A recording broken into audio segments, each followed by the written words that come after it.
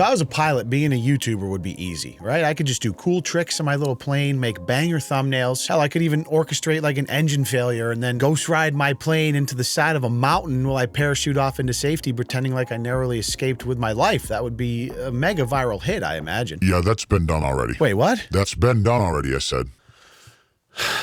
Well, shit. So the quest for YouTube views is not always an honorable one, but people have done some pretty intense stuff throughout the years. I mean, you got Logan Paul's Suicide Forest, 100 billion fake videos, family vloggers using their kids' injuries for clickbait. I mean, the list goes on and on. But more recently, in aviation YouTube, it came to the surface that one of these dudes was flying his little plane and staged a plane crash and just jumped out of his plane with a parachute and ghost rode the whip into a mountainside, which is illegal on several levels. But the worst part is he tried to make it look like he narrowly escaped with his life. So far, it is only alleged that he did this, but the FAA is investigating this, and the evidence is pretty damning. This is his video called "I Crashed My Plane," which he's actually deleted segments out of since the controversy, which is even more damning. But of course, the internet never lies, so there's like re-uploads of that somewhere. So he's got about 19 GoPros on his plane. Typical, you know, if you're staging a crash. His engine cuts out. This is important footage, I imagine, in the investigation, because I don't know this, but apparently as a pilot, there's a lot of like steps you're supposed to go through in a single engine plane like this to find a safe place to land, try to restart the engine. There's like a checklist. You don't typically just like say, oh shit, and jump out of the plane with an already attached parachute. There he goes. All right, so he's thinking about it. Oh no, mountains. Send it. Send it, Trevor. You won't. Yeet.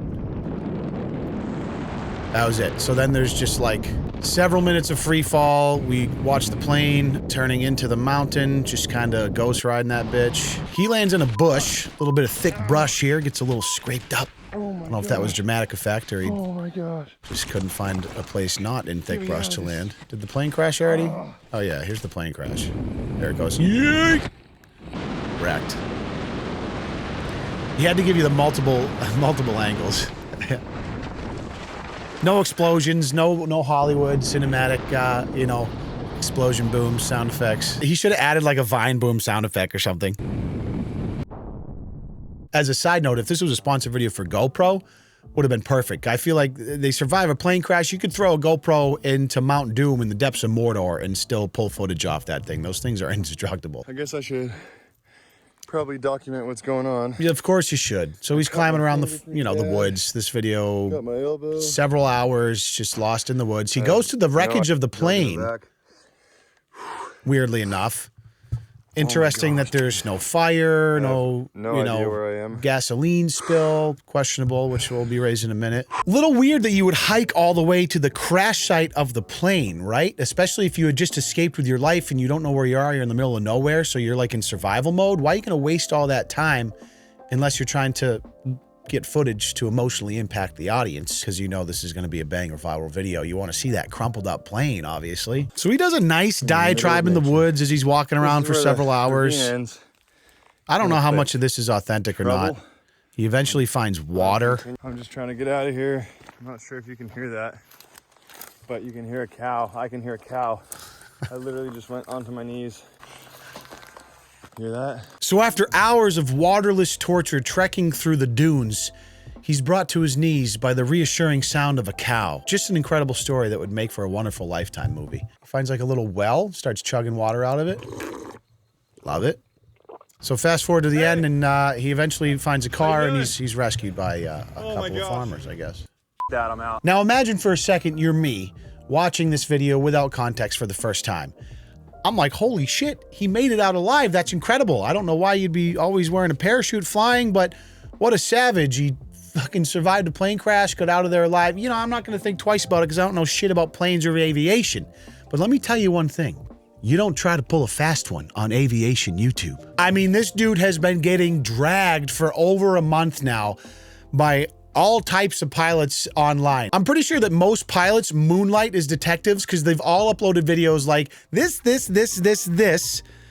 is why this dude is full of cap and he staged a fucking plane crash, which is illegal on a billion levels, to try and get a viral video. By the way, one of the things that's damning is this was a sponsored video. He since deleted it, but he did a sponsorship for Ridge Wallet in the beginning of this video where he had an affiliate link. So the more views or click-throughs he gets or sales or whatever it is, the more money he makes. So there's definitely some incentive there in addition to just wanting views. Allow me to introduce you to the aviation slash Sherlock Holmes side of YouTube. In this video, I'm going to show you what Trevor Jacob does not want you to see. He recently edited his viral this guy just video hoodied up, and removed about 4 minutes on his patio footage. next to the golf course. What he removed just builds the case against him. Now this guy, this is a long video. I'll skip through it a little bit, but I thought this was funny. Hold on, listen to this guy. He doesn't fuck around. I think he mentions life and Stop. Stop. Just stop. Trevor Jacobs, will you just Stop it. Get some help. My advice to you is to take your YouTube ad revenue and hire yourself a really good Here he lawyer. goes. Ready? And hopefully you can get off of life in prison. Life in fucking prison? Holy shit! Is that real? Is that real? Is that like on the table for staging a fake plane crash? Can you get life for that? Can you imagine? Like, I don't know. Like this dude looks like in his 50s. Maybe he's got like a law degree and he like retired and he just like flies his little Cessna. Not even Logan Paul would risk life in prison for a viral video. Trevor Jacobs ain't playing around, bro. First of all, the riverbed directly below had numerous safe places to land. Even funnier than that, though, was that Santa Ynez Airport was within gliding distance. I actually showed that having a power failure where he did, I was able to glide to Santa Ynez Airport. He went and recreated it. Fly it at 3,000 feet. So he went out to recreate what it was like to lose an engine at that where Trevor did, and literally glided all the way to the airport and had like 4 miles to spare. Not to mention there's a ton of different safe places to land on the riverbed where you could have brought it down. So that was the first red flag, probably for most pilots. Again, I don't know this, but for most pilots, you watch this and they're like, you go through the checklist. Like, you never just abandon a plane because that's an incredible unsafe liability, right? And he's just like, oh, engine's out. He's like, pushes the wheel 5 times. He's like, yoink, fucking rolls out of that thing. So that was probably the biggest red flag to most YouTube aviation pilot Sherlock Holmes detectives. And then the more they looked into it, the more shit they found. At this point, rumor has it he panicked and hired a helicopter to remove the airplane wreckage, which contained all the incriminating evidence. Obviously, the first thing you would do is report something like this if it happened to whatever official entities like the FAA and whatever else. And allegedly, Trevor said that he did, but he looked into it. Come to find out, like multiple days went by without him saying anything until he like eventually got forced into it and reported it, panicked, and he hired his own helicopter to then go airlift the wreckage out of the crash site and cut it up and disposed of it himself. Getting rid of the evidence. That's like O.J. Simpson, like getting rid of the gloves, or like Ray Lewis throwing the white suit in the dumpster. Like, just completely eliminate the crash scene, because now I'm getting a little nervous that people aren't buying my fucking bullshit story that I crashed a plane to sell some Ridge wallets. So Scooby was not impressed with Trevor Jacobs' stunt. There's another YouTuber called Tucker Gott. He's got $1.5 million. He does like paragliding videos where he like drives to Dunkin' Donuts and McDonald's drive-thrus. Pretty cool videos, but he's another aviation dude, right? And he knew Trevor just because they're in the same kind of genre on YouTube of sorts. And he had a pretty good explanation of why he thinks it's complete bullshit. And this is someone who's trying to give Trevor the benefit of the doubt. So let's talk about some of the main points that make this video incredibly fishy. First off, Trevor says that he always flies with a parachute. In none of his earlier videos do you see him flying with a parachute. Next, this airplane was not in good condition. Bro, you make airplane videos for a living. That's what you do. And you're going to try to say that you always fly with a parachute and just have a backlog of videos where you're never flying with a parachute? You can see parts kind of hanging off. It looks like it's not very well maintained. Airplane. You don't want to crash a new one. That was actually one question I had before like looking into these pilot detectives. Was like, man, it's a lot of work to actually crash a plane. Planes aren't cheap, right? But that did, I mean, depending on what you're doing for sponsors and money and views, obviously you look at that as like an investment. All right, this plane's several $1,000s, But shit, Mr. Beast spends $1 million per video. So what's like a $30,000 plane if you're going to get a viral banger and maybe do life in prison? Next, in the beginning of the video, he does a Ridge wallet sponsorship, which seems extremely conveniently timed. Yeah, he removed that right part before a crash that resulted in over 1 million views on YouTube. So when the actual engine failure occurs, he doesn't show any footage of him trying to restart the airplane or go through any checklist. He seems flustered. He's pull the cursing. throttle He's once just or like, twice. I don't know what to do. I gotta jump. Coming from a YouTuber perspective, there you go. who gets reported to the FAA often. Yeah, so this dude apparently, like, he does a lot of stuff in like his little one-man like fan paraglider thing. So he has to deal with a lot of aviation rules as well. Like, apparently FAA rules are very stringent as far as what you're allowed to do in the air, because there's flight paths all over the country, etc. So they have to be. Same thing when you fly drones and stuff. There's a lot of regulations, rules that people don't follow. So this guy's had a run-in with the FAA a lot. So he's got good perspective.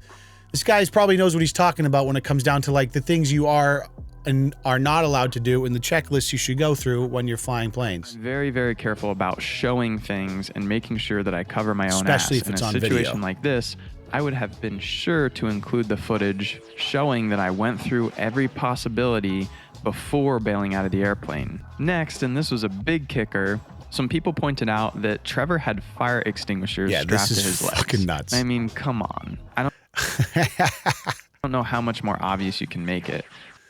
There's a good one. So he had fire extinguishers strapped to his legs. My thought process is, if this was a planned stunt, which I think it was, he was afraid of a forest fire starting, in which case he could actually kill people. So he probably ran the thing out of gas, right? Which is why it might have not caught on fire in the first place. That's something Scooby had mentioned, but strapped a few fire extinguishers to the ankle, like a little secondary pistol down there, just a little cute little fire extinguisher right on the ankle piece, just in case there was a fire, so he could, I don't know what, like hopefully hike up to the crash site before the forest fire spread and like extinguish it with like a 1-liter fire extinguisher.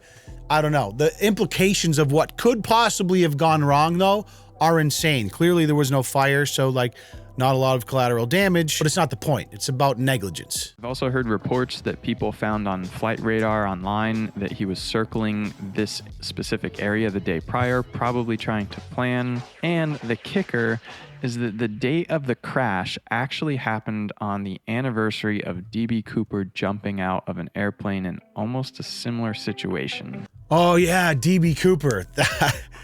Yeah, I had no fucking clue who that is. But let's be honest, guys. Fire extinguisher strapped to the legs. Didn't do anything to try to land the plane safely. Reports of him flying around the day before, airlifting the thing out of the crash site to dispose of it after he was coming under heat.